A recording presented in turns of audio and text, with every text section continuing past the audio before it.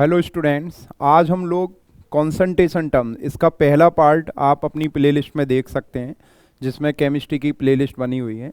ये इसका दूसरा पार्ट है जिसमें हम बची हुई कॉन्सेंट्रेशन का डिस्कशन करेंगे। तो आज हम लोग सबसे पहले जो डिस्कशन करेंगे वो करेंगे मास परसेंट, या आप बोल सकते हो परसेंटेज बाय मास। और एक अच्छा सा एग्जाम्पल लेकर हम आपको एक्सप्लेन भी करेंगे कि किस तरह से मास परसेंट से आप बाकी सबको भी कनेक्ट कर सकते हो। तो we will discuss what is mass percent. इसको हम मास परसेंट भी बोलते हैं। इसका एक नाम और होता है परसेंटेज बाय मास। कई बार इसको W बाई W भी लिखा जाता है, इस तरह से भी लिखा जाता है। ठीक है, W बाई W। अभी कॉन्सेंट्रेशन कंप्लीट करने के बाद में अभी कॉन्सेंट्रेशन पे बेस जो PYQs हैं वो भी मैं आपको कराऊंगा। ठीक है, जितने भी अभी कल की क्लास में लूँगा उसमें लॉज ऑफ केमिकल कॉम्बिनेशन होगा।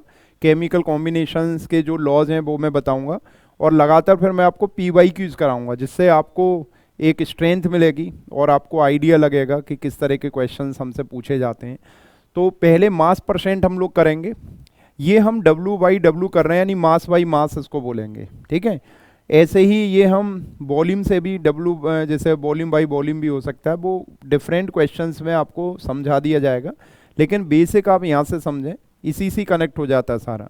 तो किसी का अगर मास परसेंट निकालेंगे, ये सबसे पहली कॉन्सेंट्रेशन टर्म आप शायद 9th क्लास से सीखते हैं, और आपको बताया जाता है कि यहाँ पर मास परसेंट का मतलब होता है कि 100 ग्राम में कितने ग्राम मास ऑफ सॉलिड प्रेजेंट होता है। और इसी का यहाँ यूज करके देखो, एक बहुत बेहतरीन क्वेश्चन हम आपको कराएंगे जिसमें सारी की सारी कॉन्सेंट्रेशन टर्म आपकी रिवीजन हो जाएंगी। तो ये होगा mass of solute divided by mass of solution, mass of solution into 100। ठीक है, जैसे कहीं पर लिखा है x% by mass, x% by mass कहीं पर लिखा हुआ है x% मास। इसका मीनिंग क्या होता है? It means x% by mass means 100 gram solution contains x gram solute. ठीक है, एकदम सिंपल सी बात है। 100 ग्राम solution contains x gram solute. ठीक है, x% बाय मास का मतलब होता है इतना। और अगर मैं आपसे कहूं इसमें सॉल्वेंट कितना होगा, तो 100 माइनस x ग्राम सॉल्वेंट हो जाएगा। अब देखो, इसका मैं एक बहुत बेहतरीन सा एक क्वेश्चन आपको कराता हूं, जिससे आप ना केवल मास परसेंट बल्कि मास परसेंट से रिलेटेड बाकी टर्म कैसे कैलकुलेट की जाती हैं वो भी सीख जाएंगे। ठीक है, तो मैं आपके सामने एक क्वेश्चन रखना हूं। क्वेश्चन है कैलकुलेट। अब इसी चीज को ऑब्जेक्टिव बना के पूछ लिया जाता है, लेकिन इसको आप समझें पहले। कैलकुलेट, फर्स्ट है मोलैलिटी, सेकंड है mole fraction, mole fraction of all components, third है molarity of 20% aqueous solution of KI। इस क्वेश्चन को आप नोट करें और खुद से भी कोशिश करें सॉल्व करने की। उसके बाद में इसको पॉज करके खुद से भी सॉल्व करने की कोशिश कर सकते हैं, फिर इसको फिर से वीडियो सॉल्यूशन देख लेना। ठीक है, लेकिन क्या क्या गिवन है इसमें? Given molar mass of KI 166 ग्राम पर मोल। एक तो हमें मोलर मास दिया KI का, एंड डेंसिटी भी दे रखी है। डेंसिटी ऑफ सॉल्यूशन भी हमें दिया है। कितना दिया है? वो दिया है 1.2 ग्राम पर मिलीलीटर। इतनी चीजें हमें दे रखी हैं, और हमसे जो सामने 3 टर्म लिखी हुई हैं, molality, mole fraction of each component and molarity, find करिए। यानी हमें कनेक्शन बनाना है। देखो, इस अकेली टर्म से हम बाकी सारी टर्म को भी रिवाइज कर ले जाएंगे। कैसे करते हैं? देखो, आपको जो भी चीजें दे रखी हैं आप यहाँ लिस्ट कर सकते हो। आपको दिया 20% बाय मास। इसका मतलब क्या होगा? इसका मतलब होगा 20 ग्राम सॉल्यूट है, यानी KI है, 20 ग्राम KI है। और क्या है? 100 ग्राम सॉल्यूशन है, 100 ग्राम सॉल्यूशन है। और क्या है, 100 माइनस 20 मीन्स 80 ग्राम इसमें सॉल्वेंट है, और सॉल्वेंट है वाटर, जैसा कि दे रखा है एक्वा सॉल्यूशन, तो इतना ग्राम आप लिख सकते हो वाटर। ये सारी चीज़ें हमें दे रखी हैं। अब हमें क्या करना है वो चेक कर लेते हैं। सबसे पहले हमें मोलेलिटी निकालनी है। तो मोलेलिटी कैसे निकालेंगे? मोलेलिटी का मीनिंग होता है number of moles of solute divided by mass of solvent in KG. Molality का मीनिंग समझो। मोलेलिटी का मतलब होता है कि 1 केजी सॉल्वेंट में आपके पास कितने मोल्स हैं सॉलिड के। This is the meaning of molality. ठीक है, एकदम बेसिक क्लास है ये हमारी। तो आप यहां पर देख सकते हैं number of moles of solid कैसे निकाला जाएगा, 20/166। ये क्या है, number of moles of solid, क्योंकि हमें 20 ग्राम दे रखा है, 166 इसका मोलर मास है, तो given mass upon molar mass से हमें ये पता चल जाएगा। Divided by mass of solvent in KG, कितना है 80, बट ये ग्राम में है, हमें केजी में बनाने के लिए 1000 का डिवाइड करना पड़ेगा। तो ये आएगा 0.12 डिवाइडेड बाय, ये आप देखेंगे तो 0.8 बचेगा, 0.08 बचेगा। ठीक है, जब आप इसको काट पीट देंगे तो कितना बचेगा आप बताओ। देखो 4 2 जा और 4 3 जा, 1.5 मोल पर केजी। ठीक है, इसको स्मॉल एम से भी रिप्रेजेंट करते हैं, यानी 1.5 स्मॉल एम है इसकी molality. Small M is the representation of molality. आप बोल सकते हो 1.5 मोल पर केजी। इसका सेकंड पार्ट देखते हैं। पहले पार्ट में कोई प्रॉब्लम नहीं होनी चाहिए, आपको जो टारगेट है वो देखना है कि we have to calculate number of moles of solid in 1 KG solvent. तो आप कैलकुलेट कर सकते हैं नंबर ऑफ मोल्स 20/166, और मास ऑफ सॉल्वेंट भी आप कैलकुलेट कर सकते हैं केजी में, 80 में 1000 का डिवाइड करके, तो ये आपके सामने आ जाएगा। अब आपको क्या करना है, आपको निकालना है mole fraction of each component. तो अगर मैं मोल फ्रैक्शन के आई का निकालूं तो मैं कैसे निकालूंगा, number of moles of K I divided bye, भाई मोल फ्रैक्शन जिसका निकालना होता है उसके मोल में टोटल मोल्स का डिवाइड कर देते हैं। ठीक है, ये शुरुआती क्लास जो है उसमें आप अगर इन्वॉल्व रहे होंगे तो ये बहुत तरीके से आपको ये सब समझाया गया है। ठीक है, तो 0.12 अपॉन 0.12 प्लस 80/18, ये आएगा 0.12 अपॉन 0.12। अब 80 में आप 18 का डिवाइड करोगे तो 4.44 आएगा। और अगर आप इसको सॉल्व करके देखो कितना आएगा, कैलकुलेट कर लो।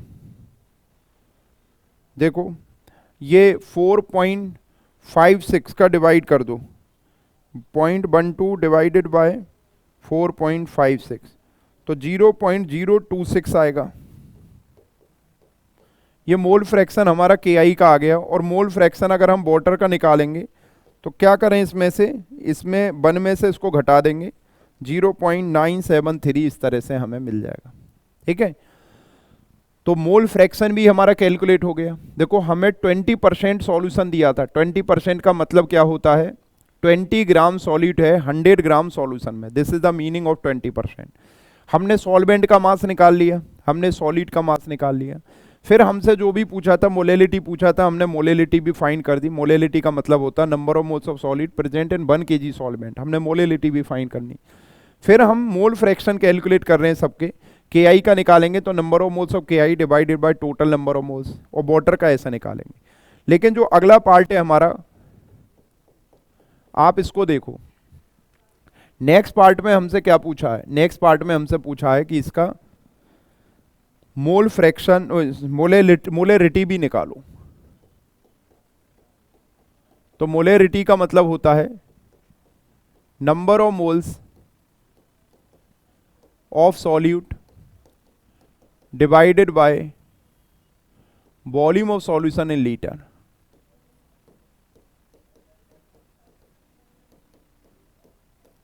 ठीक है, सॉल्यूशन का वॉल्यूम हम निकालेंगे लीटर में, यानी 1 लीटर सॉल्यूशन में कितना मोल्स है सॉलिड का, ये हम कैलकुलेट कर लें तो डेफिनेटली हम निकाल पाएंगे मोलेरिटी। देखो एक कॉन्सेप्ट नॉर्मेलिटी का भी होता है, नॉर्मेलिटी की मैं अलग क्लास लूंगा। ठीक है, नॉर्मेलिटी का कॉन्सेप्ट बहुत इंपॉर्टेंट होता है, इसमें इक्विवेलेंट का कॉन्सेप्ट आपको सिखाऊंगा मैं। ठीक है, इक्विवेलेंट का कॉन्सेप्ट क्या होता है, नॉर्मेलिटी की ज़रूरत क्या है, ये एक बिल्कुल डिफरेंट तरीके से निकाली जाती है उसका आपको तरीका भी बताया जाएगा, उसमें जिस टर्म की ज़रूरत होती है उसको एक्सप्लेन करेंगे। तो ये ऐसी जो टर्म्स हैं जो अभी तक हमने डिस्कस की हैं वो सारी टर्म्स आपको एनसीईआरटी बुक में भी मिलती हैं और मोस्ट ऑफ द क्वेश्चन इसी पर बेस्ड भी मिलते हैं आपको, लेकिन नॉर्मलिटी का अपना एक अलग यूज है, उसके बारे में आपसे डिस्कस करेंगे। तो उसको छोड़कर बाकी टर्म्स आपके सामने हैं। और एक छोटी सी बात और बताऊंगा, पार्ट्स पर मिलियन, इस पर बेस्ड आप एनसीईआरटी बेस्ड जो क्वेश्चन है उसको ट्राई करूं। देखो सीधी बात है, आप अपना बेस बड़ा स्ट्रांग रखो, ठीक है, आप एनसीईआरटी का बेस बहुत स्ट्रांग रखो, उसके बाद में आप आगे और बेहतर करो और अच्छे से आगे बढ़ो। तो इसलिए मैं इस तरीके से आगे चल रहा हूँ कि इस बेस को बनाए रखते हुए, ठीक है, बेसिक से मैं आपको चीज़ें करा रहा हूँ। तो मोलरिटी के लिए हमें number of moles of solid निकालना है, जो हमारे पास में है 0.12, अभी अभी निकाल लिया है, लेकिन वॉल्यूम ऑफ सॉल्यूशन हमें नहीं पता है, जो हमें कैलकुलेट करना पड़ेगा। कोई वॉल्यूम ऑफ सॉल्यूशन पता होगा तभी हम मोलरिटी निकाल पाएंगे। हम कैसे निकाल सकते हैं वॉल्यूम ऑफ सॉल्यूशन? निकाल सकते हैं, हमारे पास मास ऑफ सॉल्यूशन पता है कितना है 100 ग्राम, और हमें डेंसिटी ऑफ सॉल्यूशन भी पता है, डेंसिटी ऑफ सॉल्यूशन भी पता है हमें। क्वेश्चन में गिवन है 1.1 ग्राम पर ml। आप इस क्वेश्चन को दोबारा से सॉल्व कर लेना एक बार। तो यहाँ पर हमें वॉल्यूम ऑफ सॉल्यूशन मिल जाएगा, density equal to mass upon volume से। तो वॉल्यूम ऑफ सॉल्यूशन कितना मिल जाएगा? देखो हम 100 में 1.2 का डिवाइड कर देंगे इतने मिलीलीटर, या 1000 अपॉन 12 मिलीलीटर, या 1/12 लीटर, क्योंकि हमें लीटर में चाहिए था। तो यहाँ पर हमारा जो मोलरिटी होगा वो कितना होगा 0.12 अपॉन 1/12, कितना होगा ये आएगा हमारा 1.44 मोल पर लीटर। इस तरह से हम ये कैलकुलेट कर लेंगे, ठीक है। अगर आप चाहते हैं कि आपकी मैं एक एनसीईआरटी क्वेश्चन सीरीज भी शुरू कर दूं, ठीक है, जिसमें मैं एनसीईआरटी के सारे क्वेश्चंस आपको सॉल्व कराऊंगा, ठीक है। एनसीईआरटी के क्वेश्चंस ना केवल आपके एकेडमिक एग्जाम के लिए ज़रूरी होते हैं, कॉन्सेप्ट बिल्डिंग के लिए भी ज़रूरी होते हैं, और आपके जो कॉम्पिटिटिव एग्ज़ाम हैं उसके लिए भी ज़रूरी होते हैं। जैसे मैंने आपको बहुत सारे एग्जाम्पल इस तरह के दिए हैं कि जेई मेन में भी आप देखो, नीट में भी देखो, जैसे नीट 2019 का क्वेश्चन देखो और जेई मेन 2023 का क्वेश्चन देखो, ठीक है। मैं अभी बता रहा हूँ कि एट प्रेजेंट क्या डिमांड है एग्जाम की। At present NCERT based demand बढ़ गई है, ठीक है। पहले अगर हम जाएं करीब 8-10 साल पहले और आज की बात करें तो इसमें एक फ़र्क आया है। इसमें जो बच्चे अच्छी रैंक ला रहे हैं वो समझ लेना, जो एनसीईआरटी बेस्ड चीज़ों को ज़्यादा महत्व दे रहे हैं उनकी रैंक अच्छी आ रही है, क्योंकि इस तरफ एनटीए का या जो एग्जामिनेशन अथॉरिटी होती है, एग्ज़ाम जो कंडक्ट करते हैं, उनका इस पार्ट पर ज़्यादा फोकस बना है, और इतना ज़्यादा बना है कि एग्जाम्पल जो एनसीईआरटी का मैंने आपको दिखाया था 1.8 एग्जाम्पल देखना, आप 1.8 एग्जाम्पल एनसीईआरटी का देखना और चेक करना, उसका आंसर 2.79 है, वो वाला एग्जाम्पल देखना। और जेई मेन 2023 का क्वेश्चन देखना जो पूछा था, वही 2 मोलर NaOH वाला, वही सारा क्वेश्चन NaCl वाला, और 1.25 ग्राम पर ml जिसकी डेंसिटी दे रखी है, जो मैंने यहाँ सॉल्व कराया था। आप चेक करोगे तो आप देखोगे कि बिल्कुल same to same question JEE Main 2023 में ऐसे का ऐसा छाप दिया, बिल्कुल कुछ भी बदलाव नहीं करा, ये तो डिक्टो हो गया। लेकिन उस पर बेस्ड बहुत सारी चीज़ें और भी पूछी गई।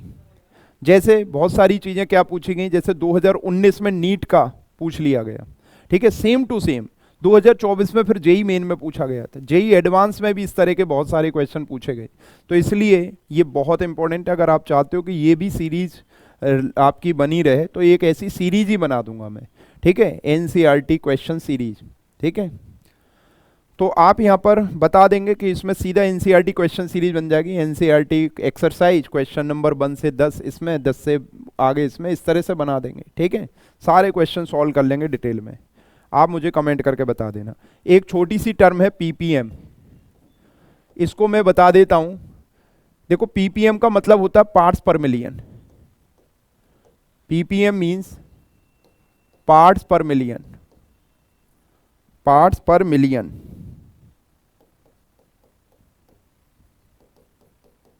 पार्ट्स पर मिलियन जैसे कहीं पर लिखा है x ppm बाय मास, तो इसका मतलब होता है इन 10⁶, मिलियन होता है 10⁶, in 10⁶ gram solution there is x gram solute, ये इसका मीनिंग होता है। ठीक है, और इस पर बेस्ड एक बहुत अच्छा क्वेश्चन है। और अगर आपसे पूछे कितने, मान लो कहीं पर लिखा है x ppm, तो आप बोलोगे सॉल्यूशन हो गया 10⁶ और सॉल्यूट हो गए x ग्राम, और सॉल्वेंट कितना बचेगा फिर, तो वो बचेगा 10⁶ में से x घटाओगे, तो लगभग 10⁶ ही लिख सकते हो इसको।